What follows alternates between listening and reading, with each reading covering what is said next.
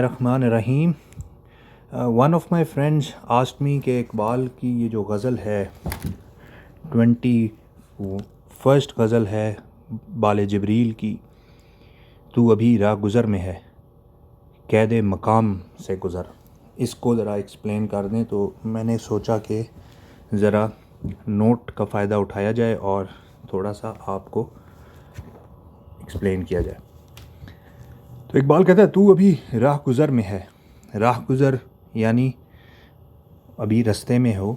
قید مقام سے گزر، اس کو قید مقام بھی پڑھا جا سکتا ہے اور قید مقام بھی پڑھا جا سکتا ہے. اب مقام اور مقام میں کیا فرق ہے، تھوڑا سٹل ڈفرینس ہے، اس کو سمجھنے کی ضرورت ہے.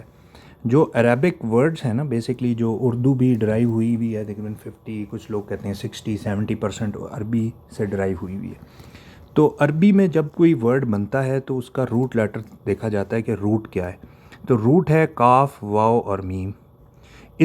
یہ ریلیٹڈ ہوتا ہے اسٹینڈنگ کے، یعنی کہ کھڑے ہونے سے جتنے وربس بنتے ہیں اور ورڈز بنتے ہیں، ناؤنز بنتے ہیں، تو یہ اس کوا ماں سے بنتی ہیں، کاف، واو اور میم.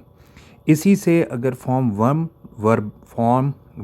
ورب بنے تو کاما بنتا ہے، کاما یقومو. اور اس کا جو مصدر ہوتا ہے جس کو وربل ناؤن کہتے ہیں وہ ہوتا ہے مقام. میم کاف بظفر اور مقامن یعنی سٹینڈ اپ ہونا اور کھڑا ہونا. کاما ہوگا اور اس کا مصدر جو ہے مقامن یعنی کھڑے ہونے کی جگہ. اسی سے فارم 4 ورب اگر بنائے، فارم 4 ورب، تو وہ بنتا ہے اقامہ یقیمو. اب اقامہ ورب کا مطلب ہوتا ہے کہ اسٹیبلش کرنا، جس طرح نماز کو اسٹیبلش کرنا یا کسی چیز کو کھڑا کرنا، کنسٹرکٹ کرنا. تو یہ ٹرانزٹیو ہو جاتا ہے ورب. اور اس کا جو مصدر ہوتا ہے وہ ہوتا ہے مقامن. تو یہ جو پیش ہے مقام بھی ہو سکتا ہے. کچھ لوگ کہتے ہیں نہیں مقام نہیں ہے مقام ہے، کچھ کہے گا مقام نہیں ہے مقام ہے. دونوں ہو سکتے ہیں اور دونوں کے سٹل سا ڈفرینس ہے. ایک کھڑے ہونے کی جگہ ہے اور ایک کھڑے کرنے کی جگہ. آپ سمجھ لیں کسی چیز کو کھڑا کرنا ہے. تو اقبال کہہ رہے ہے تو ابھی راہ گزر میں ہے قید مقام سے گزر، کہ یہ کوئی جگہ نہیں ہے جہاں پہ کھڑا ہوا جائے، یا یہ وہ جگہ نہیں ہے جہاں پہ کچھ کھڑا کیا جائے. سمجھ رہے ہیں؟ تو یہ دونوں اس کے اندر مطلب آ جاتے ہیں. مصر و حجاز سے گزر، پارس و شام سے گزر. اب کہنے کو تو یہ ردیف قافیہ کے لیے اقبال نے 2 جگہوں کے نام ذکر کر دیے، لیکن اقبال کی جو ڈیپتھ ہے وہ یہی ہے کہ فلسافیکل ڈیپتھ بہت زیادہ ہے. حجاز وہ جگہ ہے جہاں سے آپ صلی اللہ علیہ وآلہ وسلم کی ساری زندگی گزری. اسلام کا جو سورج طلوع ہوا وہ حجاز سے ہوا. حجاز میں ہی سارے شہر ہیں جہاں پہ آپ صلی اللہ علیہ وآلہ وسلم نے اپنی ساری زندگی گزاری. وہ چاہے مکہ ہو، چاہے طائف ہو، چاہے مدینہ ہو، چاہے اوپر جا کے تبوک تک بھی آپ صلی اللہ علیہ وسلم گئے، وہ سارا حجاز کے ایریے میں آتا ہے. اور ایک ہی جگہ ہے جس کو کہتے ہیں کہ حجاز سے باہر ہے، جہاں پہ آپ صلی اللہ علیہ وآلہ وسلم کی اپنی زندگی جو ہے اس کے علاوہ حجاز سے باہر آپ صلی اللہ علیہ وسلم گئے ہیں، وہ جو ہے بیت المقدس کا ایریا ہے. کہ جب آپ معراج پر جا رہے تھے تو آپ صلی اللہ علیہ وسلم کو جب بیت المقدس لے کر گئے ہیں تو حجاز سے باہر لے کر اللہ تعالیٰ گیا ہے. آپ اپنی نبوت کے پیریڈ میں حجاز سے باہر نہیں گئے. یہ بات سمجھنے والی ہے. مصر وہ جگہ ہے جہاں سے خلافت راشدہ کو پہلی دفعہ چیلنج کیا گیا، یا پہلا چیلنج جو خلافت راشدہ کو ہوا ہے وہ مصر سے ہوا ہے.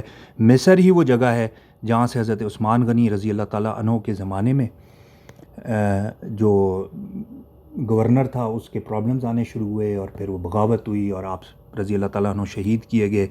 وہ سارا اٹ آل ایرپٹڈ فرام مصر. اور پھر اس کے بعد شام کی آپ کو ہسٹری پتہ ہی ہے کہ سیریا سے بغاوت ہوئی 4تھے خلیفہ حضرت علی کرم اللہ وجہہ کے زمانے میں. اور پھر پارس جو ڈویژن ہو گئی وہ پرشیا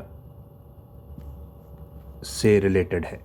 تو کہ اب بات یہ ہو رہی تھی کہ وہ اقبال جو یہ کہنا چاہ رہا ہے یہ صرف ایک شعر نہیں ہے. اقبال یہ کہنا چاہ رہا ہے کہ تو ابھی راہ گزر میں ہے، یو آر گوئنگ آن اے وے، جس میں ابھی یہاں پہ اپنے پہ مقام کی قید مت لگاؤ. مصر اور حجاز سے بھی آگے نکلو اور پارس اور شام سے بھی آگے نکلو. یہ اب اللہ کے دین کو اسٹیبلش کرنے کا جو کرائٹیریا ہے وہ کسی ایریا سے ریلیٹڈ نہیں ہے. آگے کہتے ہیں جس کا عمل ہے بے غرض اس کی جزا کچھ اور ہے.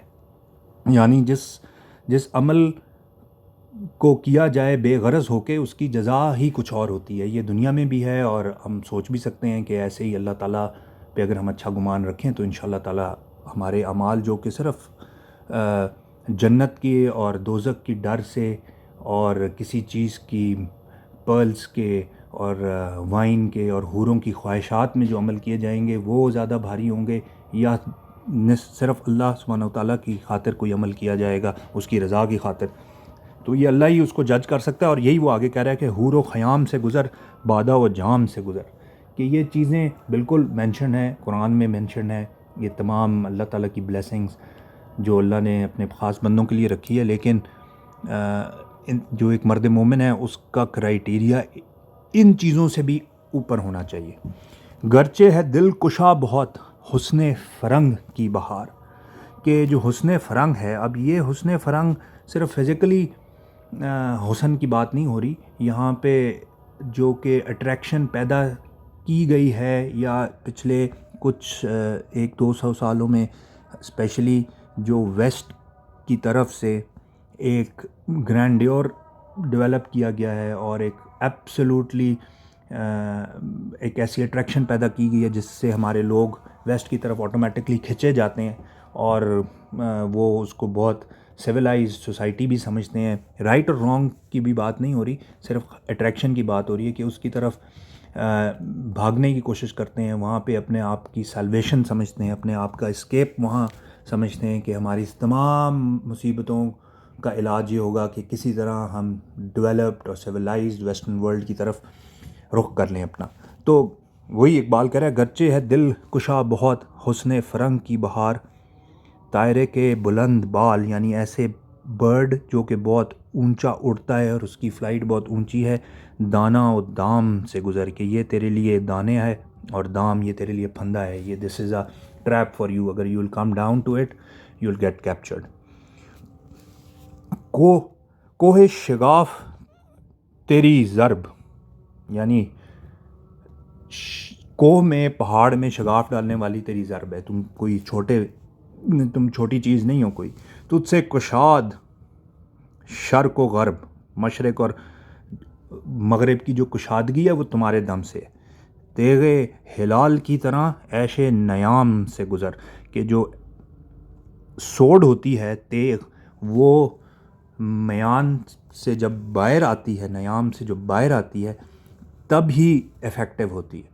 جب تک وہ نیام کے اندر ہوتی ہے، اپنے کور کے اندر ہوتی ہے، تو اس سوڈ کا فائدہ کوئی نہیں ہوتا. اس سوڈ کا فائدہ ہی تب ہوتا ہے، یاری بات ہے سوڈ جنگ میں استعمال ہوتی ہے، اور کوئی بھی سوڈ اپنے نیام میں اپنے کور میں رہتے ہوئے افیکٹو نہیں ہو سکتی. تو تمہیں بھی اپنے اوپر کی جو کورنگز ہیں ان کو اتارنا ہے. بیسکلی یہ کانسیپٹ سارا وہی خودی اور خود شناسی اور اسرار خودی کی کانسیپٹس ہیں جو کہ اقبال یہاں بھی جس کو اپنے ریڈر کو اور آج کل کے مسلمان کو لے کے جانے کی کوشش کر رہا ہے. اور یہ جو اس کا ایپیٹوم ہے، اس کا یہ آخری شعر ہے، تیرا امام بے حضور تیری نماز بے سرور.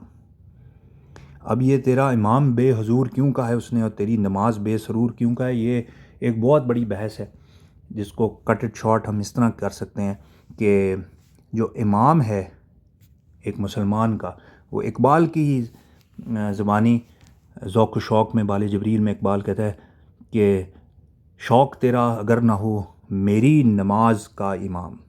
شوق تیرا آپ صلی اللہ علیہ وسلم سے مخاطب ہے کہ امام ہمارے صرف وہی ہیں. ایک مسلمان کا امام آپ صلی اللہ علیہ وآلہ وسلم کی ذات ہے.